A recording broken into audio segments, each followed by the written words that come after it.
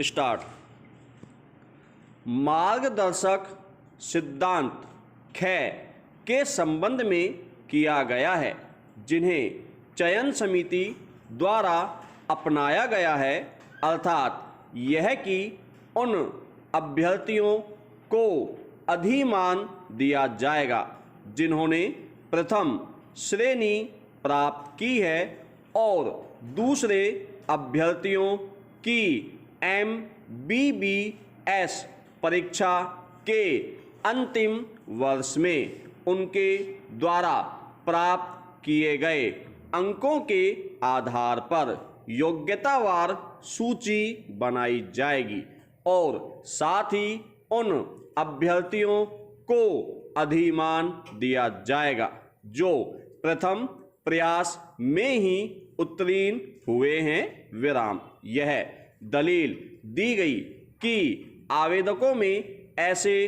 अभ्यर्थी भी सम्मिलित हैं जिन्होंने 1971 से लेकर 1989 में MBBS की परीक्षा उत्तीर्ण की है और केवल अंतिम MBBS परीक्षा में प्राप्त अंकों को कसौटी के रूप में मानना उचित है, क्योंकि इन वर्षों के दौरान मूल्यांकन के स्तर में पर्याप्त तब्दीलियां हुई हैं विराम। यह बताया गया कि दिसंबर 1973 तक कोई भी आंतरिक निर्धारण नहीं किया जाता था विराम। उस तारीख से आंतरिक निर्धारण के लिए 30% अंक रखे गए हैं विराम। 1973-74 तक प्राप्त किए गए अंकों का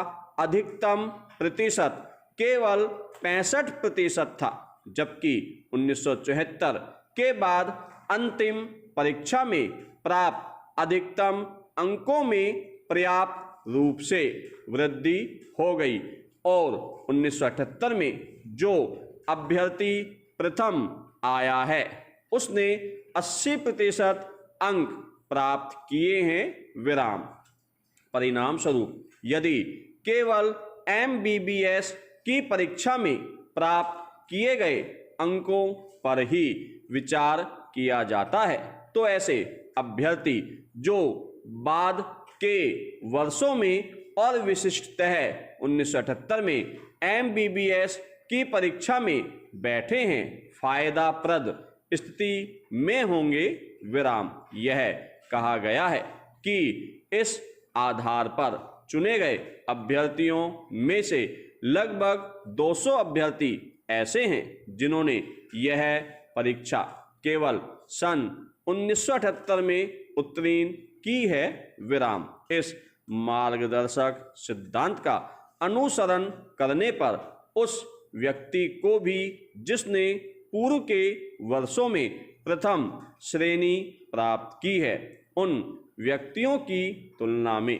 जिन्होंने बाद के वर्षों में निम्न श्रेणी प्राप्त की है, इस तथ्य को ध्यान में रखते हुए कि उन्होंने अधिक अंक प्राप्त किए हैं कम महत्व दिया जाएगा विराम। इसके अतिरिक्त यह दलील दी गई है कि भिन्न भिन्न विश्वविद्यालयों में भिन्न भिन्न मानक हैं और केवल अंतिम MBBS की परीक्षा में प्राप्त अंकों पर ही विचार किया जाना उचित नहीं है विराम। हम इस दलील में पर्याप्त बल पाते हैं विराम। केवल MBBS की परीक्षा में प्राप्त अंकों पर ही विचार करने से उन व्यक्तियों को जिन्होंने पूर्व के वर्षों में उच्चतर श्रेणी प्राप्त की है उन व्यक्तियों की तुलना में जिन्होंने बाद के वर्षों में निम्न श्रेणी प्राप्त की है, केवल इस आधार पर ही कि उन्हें कम अंक मिले हैं कम महत्व मिलेगा विराम। अतः अभ्यर्थियों की योग्यता की भिन्न भिन्न वर्षों में प्राप्त अंकों के प्रति निर्देश से तुलना करना अनुज्ञेय नहीं है, क्योंकि तुलना के लिए कोई भी एक जैसा मानदंड नहीं है। विराम। इसके अतिरिक्त उन अभ्यर्थियों को जिन्होंने सन 1973 या 1974 में परीक्षा उत्तीर्ण की है, इन सभी वर्षों के दौरान डॉक्टरों, चिकित्सकों के रूप में अधिक अनुभव प्राप्त होगा। विराम। उस अनुभव पर कोई भी विचार नहीं किया गया है। विराम। जबकि उद्देश्य सहायक सिविल सर्जन के रूप में काम करने के लिए सर्वोत्तम व्यक्ति प्राप्त करना है, तब इस उद्देश्य को केवल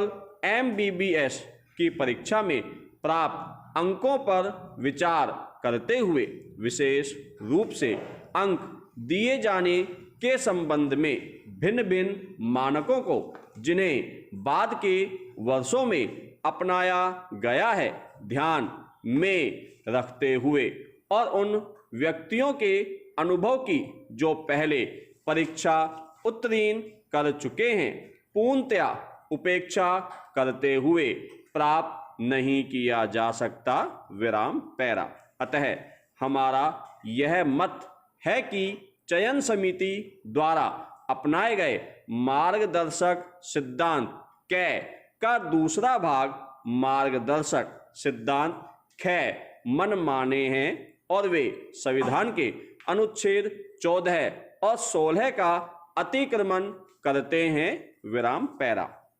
विद्वान महाधिवक्ता ने यह दलील दी है कि यदि MBBS परीक्षा में प्राप्त अंकों के अतिरिक्त चिकित्सा अनुभव जैसे तथ्यों पर भी विचार किया जाता है, तो इसमें विचारार्थ व्यक्तिपरक तत्वों को शुरू करना सम्मिलित होगा। विराम।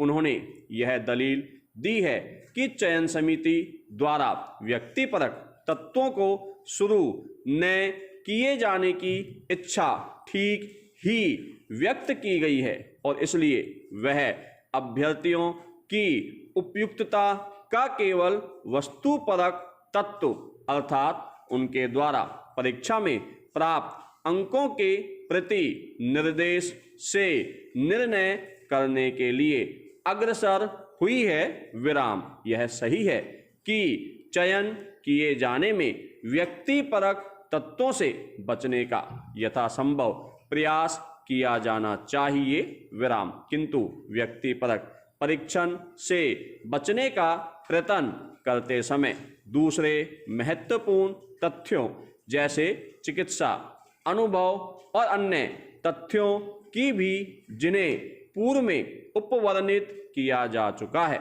और जो उस पद पर किसी अभ्यर्थी की उपयुक्तता पर विचार करने से संबद्ध है, उपेक्षा नहीं की जा सकती, क्योंकि उस स्थिति में उस पद पर सर्वोत्तम अभ्यर्थी का चयन करने के उद्देश्य के विफल हो जाने की संभावना होगी। विराम। यदि व्यक्तिपरक तथ्यों पर विचार करने की प्रक्रिया प्रारंभ किए बिना किसी अभ्यर्थी की उपयुक्तता सुनिश्चित नहीं की जा सके, तो हमारा यह दृष्टिकोण है कि उस दशा में चयन के लिए व्यक्तिपरक तथ्यों पर विचार किया जाना न केवल आवश्यक बल्कि उचित भी होगा। विराम। पैरा।